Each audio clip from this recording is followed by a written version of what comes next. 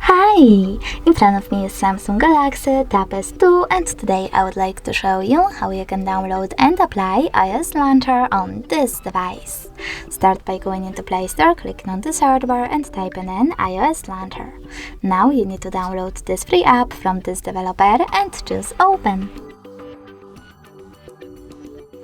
Now you need to wait for pop-ups to show up, and when they do, tap on Allow.